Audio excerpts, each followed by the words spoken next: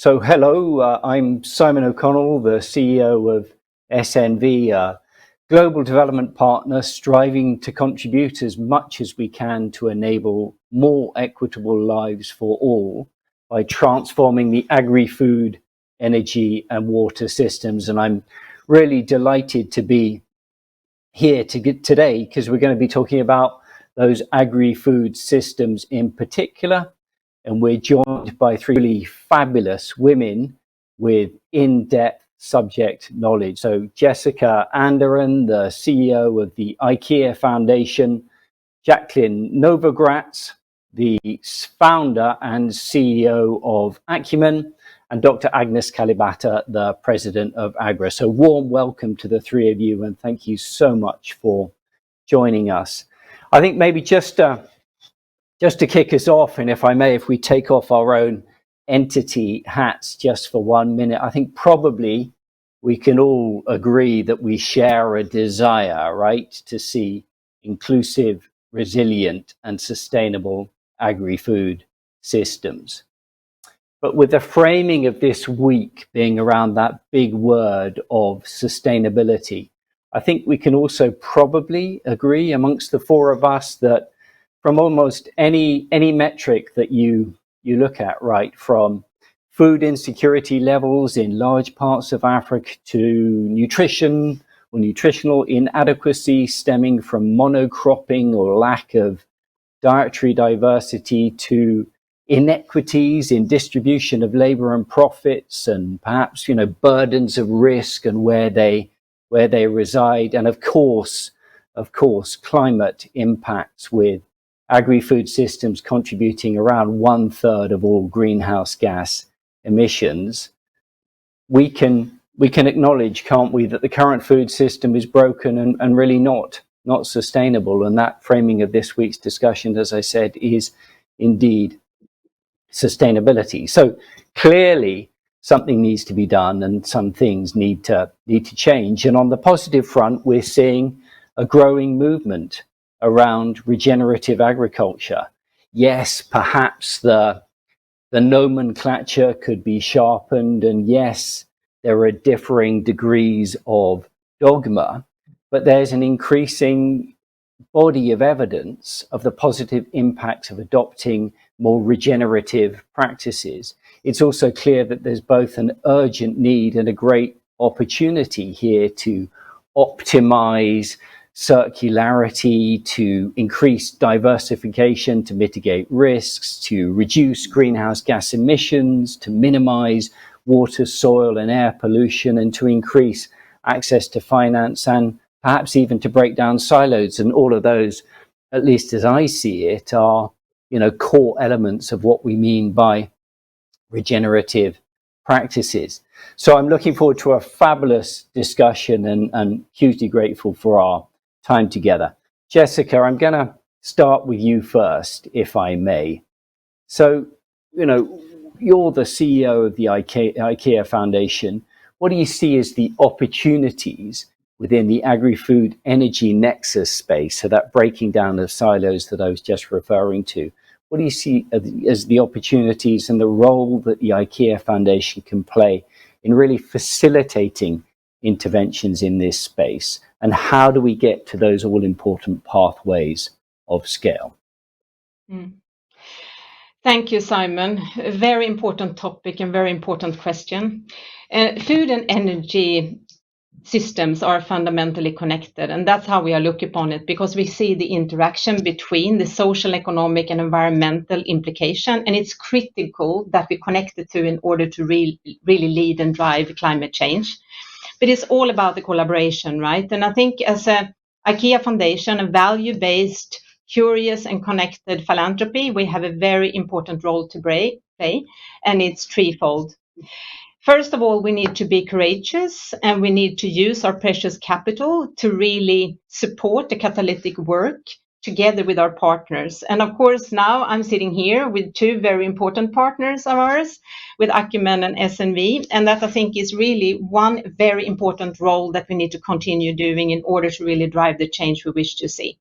The second role is about being the networker and the convener to really put all actors together from government all the way to entrepreneurs and everybody in between. And the third part is to seek program and partners that are really focusing on putting the end user in the core of the solution that we wish to see in order to really drive sustainable change.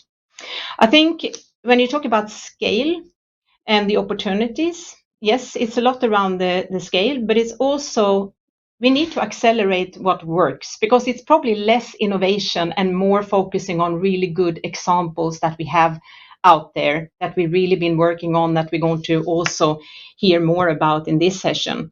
But it's also to leverage on the momentum of COP28.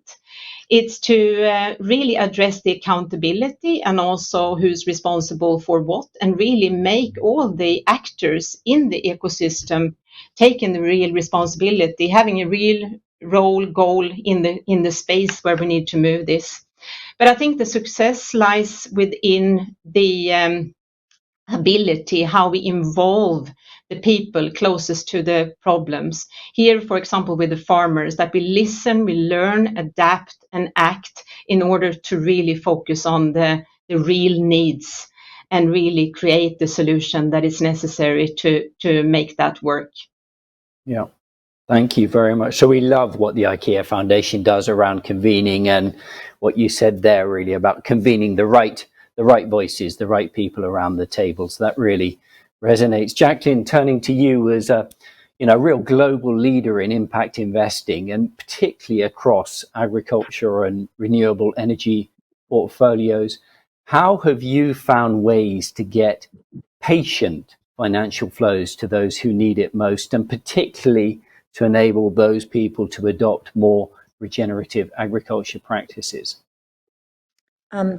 Thanks, Simon. It's so great to be here with you and Agnes and Jessica. Jessica couldn't have started us off more powerfully around the need for partnership, to focus on the farmers, to know what role each of us play. And IKEA Foundation has been an incredible partner to us, because we believe in business as a powerful tool for change. And to your question, we also understand that we need to think more innovatively in actually how we utilize capital to solve some of our toughest problems. You've mentioned it, but we've been investing at the nexus of climate and poverty with a specific focus on energy and ag for more than 20 years. And we have seen the mismatch between what it actually takes to make markets work for the poor and the type of financing available. So I want to just touch on three things, Simon. First is the need to understand, as Jessica said, the farmers we are here to serve, as well as our company's purpose. Increasingly, you're seeing companies in the agriculture space focus on regenerative agriculture. The farmers have very little income, and it takes a long time, 7 to 10 growing seasons, to actually make the transformation to regenerative. With very little income and a long time horizon, without a market premium, means that the farmers are particularly hard hit by climate events. So when it comes to capital, we have to think about how to structure it along a spectrum of capital. And I think what is most needed most, and a word that we often do not like hearing when it comes to low-income markets, but we're more comfortable with it when it comes to Europe and the United States, North America, is subsidy. If we start by focus on the problem that we're trying to solve rather than the capital that we have at our disposal, we can do this. At Acumen, we use different types of tools. First loss capital, technical assistance, grant financing. In the case of our partnership with IKEA, raise philanthropy and invest as long-term patient capital. I'm talking 10, 15-year capital, equity, and debt to give entrepreneurs the time to accompany their farmers. Be clear and accountable to how we measure impact and not just financial returns. And increasingly, which we can talk about later, look at some of the other opportunities, even with carbon markets, because we will not solve these problems with business as usual. And yet, we have everything that we need, also to Jessica's point, in terms of technologies, knowledge, skills. We need the will, and we need to be more ecumenical in the way that we think about structuring capital to meet the needs of the day. Great, thank you very much. So the number of tools in the toolbox required is what I really heard there, not a one-size-fits-all solution. So, and Jacqueline, you also talked about the importance of inclusion. So Agnes, turning to you, AGRA are working with a very specific group, of course, that are crucial for inclusion, women, right? So what more can we do? What can AGRA do more of to reach those female farmers? And how can we then incentivize farmers more broadly to better adopt regenerative agriculture and productive use of renewable energy practices? Thank you. I guess the biggest irony of this whole farming systems and food production system that we find ourselves in today is it doesn't deliver value to the people that need it the most, whether it is smallholder farmers and women, or whether smallholder farmers or women. So the biggest challenge here is AGRA as an institution really was set up to take advantage of basically some form of straitjacket thinking around green revolution. You have the seeds, you have the fertilizers, you have the water, and boom, you have the yield. But we are working in different times. We are working at times when a continent like ours has some of the most eroded soils. Producing becomes extremely difficult. Soil carbon is very low. When climate change makes it very difficult to think about what production systems in the past that were successful actually will look like in the future. So that puts women at a huge disadvantage. Women are people that survive on using as little as possible, especially in this environment. They don't have land, so they optimize what they have. They don't have access to financing, so whatever they get must go very far. So here, regenerative agriculture and the opportunity within the regenerative food system is really trying to understand how we can help women manage with less, how they can manage the little soil they are using and little land they are sitting on, and how they can take every small financing they get, go very far. What we've tried to do as AGRA today, we are working with around 106,000 smallholder farmers in Kenya. It's actually supported by IKEA Foundation. 60% of those farmers are women. And we've seen that for those farmers, when you do give them an opportunity to have the ability to recycle, and here we'll be talking about energy, and it's not easy to recycle when you're a farmer, and part of what you are recycling is what you need for energy.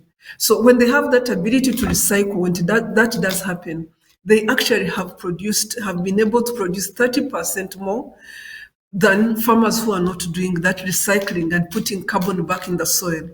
It has become so clear to us and so important that carbon is vitally important in this regenerative system.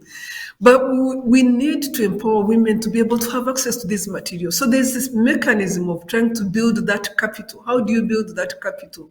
That natural resource capital that allows women to have stuff to put back in the soil. Whether it is water that they can recycle and take back to the soil, it needs energy, it needs labor, it needs financing that they have very little of. How do you ensure that they have that volume of material that helps them build better volume? They are competing with animals for that volume. They are competing with firewood for that volume. So what we've come up with is we have two programs. One of them, Value for Her, is a program that really focuses on understanding how we can strengthen women businesses trying to survive in this food system ecosystem. We give them extension, we give them knowledge, we give them access to technologies, drought-tolerant varieties and all that, so that they can start building a base that they are growing on. They are already going to the bank. They are already trying to find money. But how do you ensure that this money goes further? How do you ensure that this money really helps them build a base? So that is one of the programs, and we can talk more about a little bit more about it later. But then the other program is just being extremely intentional, recognizing that today women produce 30% less than the next neighbor farmer who is a man, and mostly because the decisions that they need to make to enhance yield are not being made by them.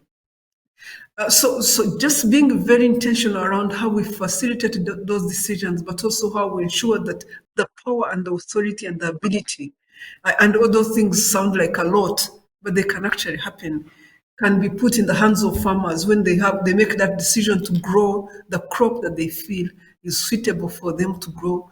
Growing cowpeas as opposed to growing maize, growing beans as opposed to growing maize. Those decisions that are more nutrition related than financial are extremely important. So we empower women to have that opportunity. And hopefully this will create something that, as what some of the colleagues were saying earlier, that can be scaled to other areas. Mm-hmm. So much there, Agnes. Thank you. Thank you very much. And I hope we'll come back to it in a second. Maybe going back to you then, Jacqueline. I mean, what we're hearing is really, we can't go on with business as usual, right? Things are in need of significant change, and one of those is the decoupling of food production from energy-intensive practices, right? So, can you provide any examples of businesses doing this already in your portfolio? And the big questions again: how can we mainstream? How can we scale? How can we replicate and build on successes? Sure, Simon, and just to really kick home that point that Agnes is really focused on the individual farmers. We're focused on growing the companies. Jessica and IKEA Foundation focused on essentially supporting the ecosystem. We need these role models and we need these business models. And the exciting thing for me is really for the first time we are seeing agriculture companies working on resilience and adaptation for smallholders in fighting climate change. They're scaling. When we are more ecumenical about the kind of capital that the companies can resource so that they can reach the farmers. The two quick examples, one would be a company called Sun Culture, which sells solar-powered water pumps that displace polluting diesel pumps and reduce reliance on unreliable rain-fed irrigation. So solar irrigation allows farmers to improve their yield, sometimes 3 to 4x what they were producing previously. It allows them to diversify their crops and farm under extreme temperatures. The company enables the farmers to pay according to what you would call pay as you go, where they might pay every day or on a weekly basis, rather than have to just pay in loans that don't necessarily make sense given the harvest. Already this company has impacted more than 250,000 people. But what's interesting is to see its growth curve and how it moved skyward once it was able to tap into some government support and, importantly, the carbon markets. And what excites me is that the founder, Samir Ibrahim, makes a powerful argument that a combination of equity, debt, some government support, and carbon subsidies based on the diesel replacement that they're able to do with the solar, therefore reducing carbon emissions, if done correctly, could enable a country like Kenya to become food self-sufficient when you see the radical transformation at the farm level. And I have now met many of those farmers who are improving their incomes, creating jobs, and really making change. So we have to think differently, and as Agnes said, also think about how we ensure that we include women farmers and making this type of access accessible to them too. In India, we invested in a company called S4S. This is a company that essentially sells solar dryers. So using the sun to dry foodstuffs like onions, garlics, tomatoes. There are these small dryers that are typically sold to 2 or 3 women from local communities. They create what's called these tiny solar hubs that then resource and support about 150 women, it's all women, smallholder farmers. They collect their produce, they dry it, and then the company transports the goods to nearby packaging and distribution warehouses.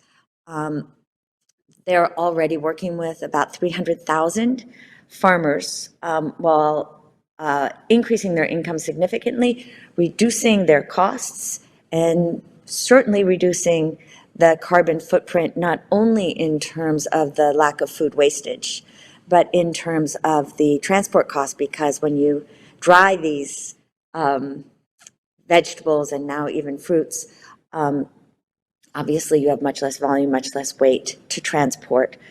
And we've seen some of the hub income farmers triple their income. It was thrilling last year when this company was awarded the Earthshot Prize. We need more examples of these kinds of companies that truly are not just paying lip service to being good for people and planet, but truly are doing that in ways that are scaling solutions from the bottom up.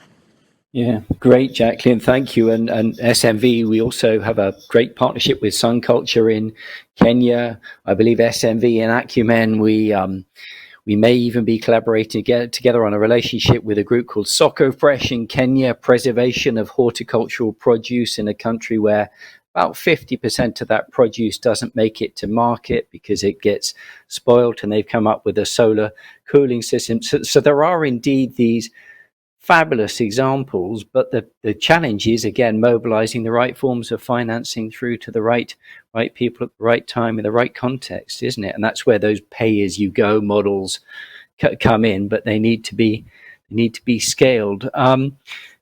Jessica, perhaps turning to you then, and again, the IKEA Foundation have been such enablers of collaboration. If I think of some of the sort of leadership at COP to support the food systems pavilion and the linkages between food systems and climate action, and really putting that on the agenda.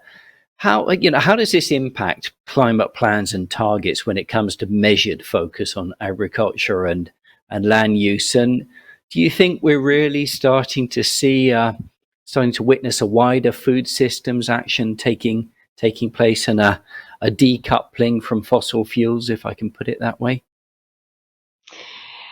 Yes, I think we see steps in the right direction. I think COP28 was actually a movement in itself. And of course, every action counts, in my belief. But we have a sense of urgency, and we need to see this accelerate. And we need to be clear that our food system is not sustainable nor working for people and planet going forward. I think according to the Global Alliance for the Future of Food, all the facts are telling us that industrial food in itself stands for 15% of the fossil fuel emission every year. And talking about, opportunities, I think we have a lot of opportunities, but it also requires a lot of responsibility to step in and really take actions. Just to mention a few, we need to phase out fossil fuel in the agrochemicals. When it comes to fertilizers, we need to find new ways in the way of how to explore and drive the more organic and in the way of sustainable way of producing that. I think we need to shift to renewable energy in many different parts of this value chain. And I'm so happy because I heard some example now from Jacqueline and also from Agnes, right? Because we need to have renewable solutions when it comes to cooling, heating, drying and food processing, and also when it comes to packaging, but as well as in retail consumption and waste. And I think transport was another thing that came up, which is also a very important component. And at the same time, we actually need to support new behaviors. We need to introduce a plant-based or rich diet and minimize processed food. And as well as review policies, we need to track and address corporate impact. And also we need to support just transition. But just to saying that, it's a long list, right? We can read a lot of facts in the reports. And I think it's there. We all are aware about it. We were clear at COP28. I think we are really seeing a movement. I think we all understand why we need to do this.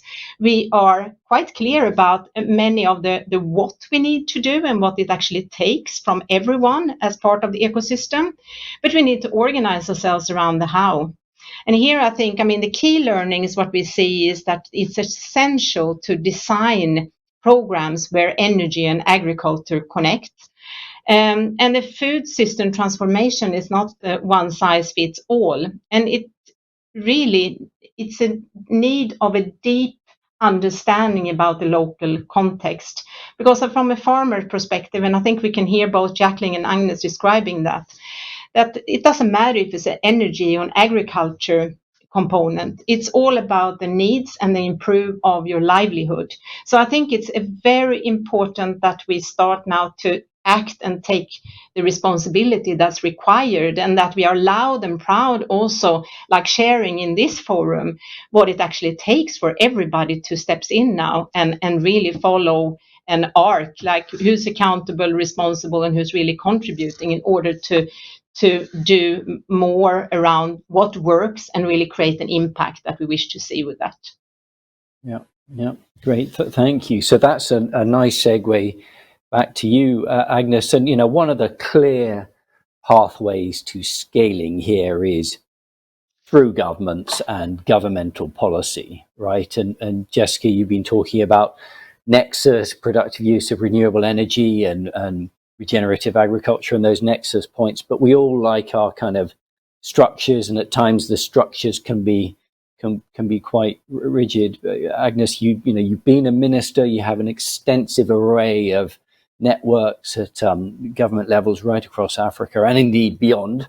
How much appetite is there really to start adopting these nexus approaches, and then what more can be done to help inform those policies and practices to, further catalyze the scaling that we've been touching on?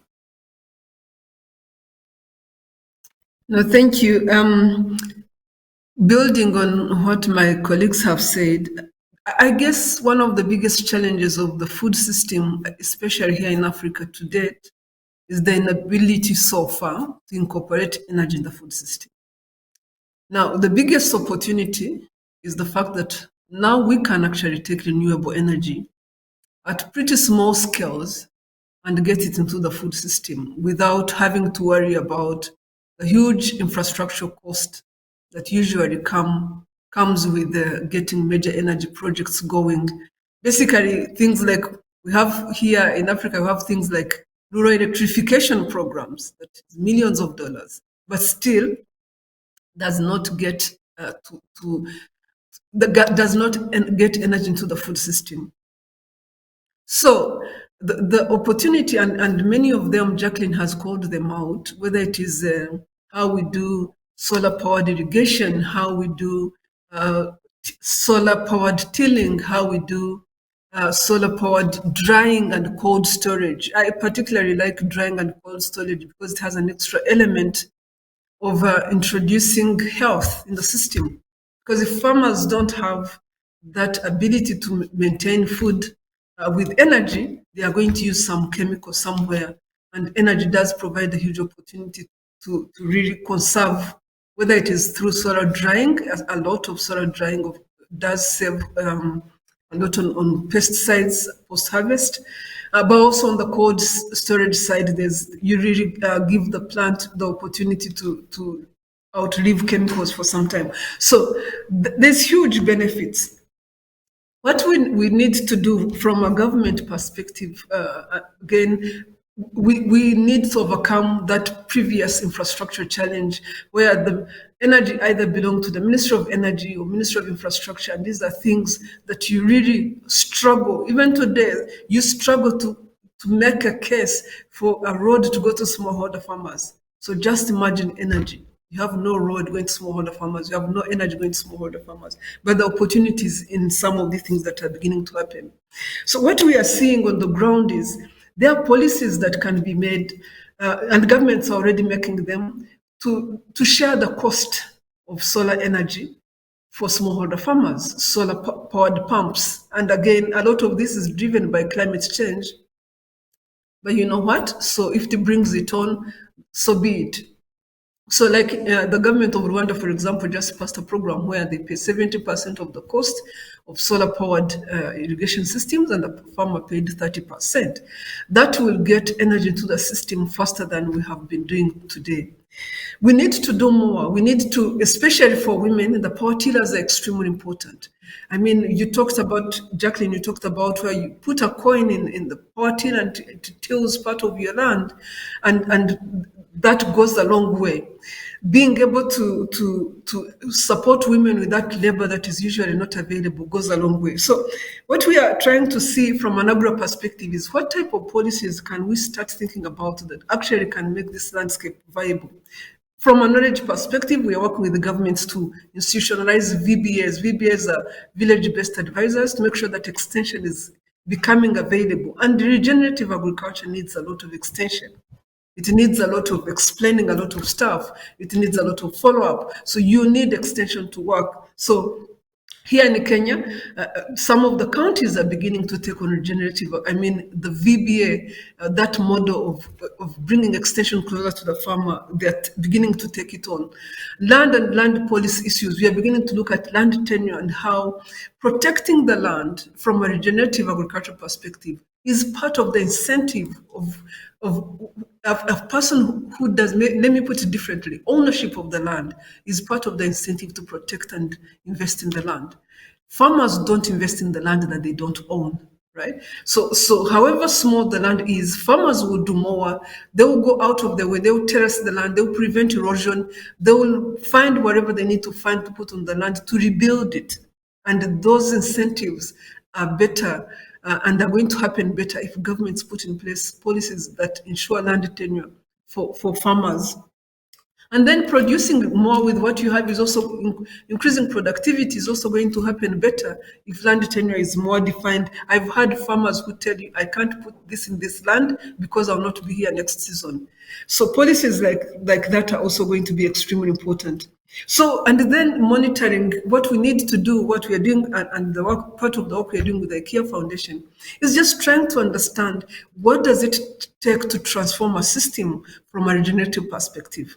And how do you use that as evidence of what that can change from a policy perspective? So if you can show a government that actually farmers that are living on the edge of drought, that are able to use more regenerative farming, that are able to rebuild their soil carbon, they're able to have a crop where other farmers can't have a crop.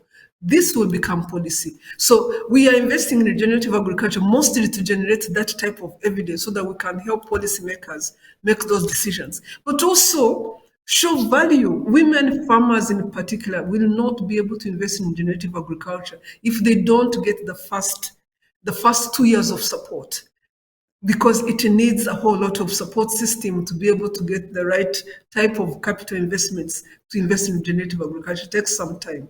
So if we can be very deliberate around linking whatever credit system, linking that credit system to even higher credit for farmers that are struggling, like women farmers, we will benefit the system even better. Thank you. Yeah, thank you. Jacqueline, you're sort of looking like you might want to come back in on that point, on credit. No, just how much I appreciate Agnes in a way, just reinforcing this idea that we will only solve these problems if we recognize that some form of subsidy is needed. It is a very small amount of subsidy that can be transformative. And so if, again, we start with the fact that smallholder farmers are the producers of our food, this is where the food system starts, and we acknowledge them as customers as well as producers, we can structure inputs and capital in a way that creates real sustainability at the farm level, at the company profitability level, so that we have ongoing entities. and therefore at the systemic level, but it will take all different players. And this is truly where IKEA Foundation stands apart. We need more foundations like that to build these kinds of business models and, frankly, systemic role models. So thank you, Agnes. Yeah. And if I may, I'll come back in then with a question to any of you, but particularly back to what you were saying, Agnes, that I wonder if how much of it is about the establishment of the policies and the policy frameworks, or is it also, or even more, about establishing the incentives for the existing policies to be implemented, if that makes sense? I think it's both. Existing policies that need to be implemented. For example, if I just give one at random, we do have good technologies out there that can be enhanced. And what is missing is the right mix of things for communities to access them. And again, Jacqueline talked about this a little bit. What do you mix to make technologies that are already available can scale? And again, these have to be business models at village level. We can have solar powered irrigation as a business model at a village level that provides a service. We can have power tillers that are solar powered as business models that can power these villages. So how do we design them as business models? We provide the knowledge. We start with that, but we also must provide the capital. So it's bringing that together. And then the policy incentives will come on top of that. How do you secure these things once you establish them? How do you secure? From a macro policy perspective, which is the politics of the day, you must scale, you must reach many people. That's where the subsidies come in. From a micro policy perspective, you must protect the businesses that are in this environment so that they can make money. Otherwise, they will not be in the environment. Yeah. Thank you, Agnes. And, if we had more time, I'd love to tell you about the thousands of examples we have of, going to a solar household system through a pay-as-you-go model, the economic viability of it, the savings that are generated from going from wood burning to kerosene to candles to a solar system, the economic product. The frustrating thing here is it's a proven economically viable model, but the instruments don't yet exist at the scale that is necessary to enable us to expand. Okay, Jessica, let's go just round the screen if we can. 1 minute each. Key highlight, key closing remark from each of you. Yeah, a couple of things. I think we need to be loud and proud in regards to evidence and the holistic business model. I added that on actually when I was listening to you because I think it's so important. I think we need to accelerate what works, and that goes together with the first point. I think we need to leverage on the momentum from COP28 and really put expectations on all actors and the whole ecosystems. And last but not least, I think we need to make sure that we have the end user in the center of all solutions. The human-centric design is key to sustainable long-term food system transformation. And it needs to be affordable and accessible because that's the key for this to work. So all need to come together and focus on that. Absolutely. Thank you. Jacqueline. I'm all in on loud and proud. It has taken the world a long time, but we have the business models now. Simon, what you said at the end is that we don't have the instruments yet. We actually have the capital instruments. We need more capital. Our companies have reached 230 million people with off-grid solar electrification, and this can scale. Again, it's about finding the right kind of capital to solve problems in ways that enable low-income people at village level to solve their own problems. Connected to that, then, is to remember that we are talking about the people who feed the world who are also most vulnerable and least responsible for climate change. And so this is about our productivity, and this is also about our shared humanity. And finally, in a way, continuing to echo Jessica and Agnes, because I think you're hearing the same messages, we have the capital, skills, knowledge, tools to transform our systems, what is lacking too often is what we call the moral imagination. The understanding farmers at their level and building from that perspective and the will. And so when we do that, and we acknowledge that no, it won't just be business, it won't just be government, it won't just be philanthropy, but it will take all of us, that we can truly show the world that we can do hard things. Thank you very much. Agnes. I'm one of those people that found it difficult at the beginning to believe in the regenerative agriculture. I grew up on a farm. I know all these practices that farmers do every day. And I grew up seeing them not changing their lives. And I guess there's one really simple explanation. The amount of effort and intensity that it requires to rebuild carbon, soil carbon, is huge for a typical farmer. But there are things that can make it move faster.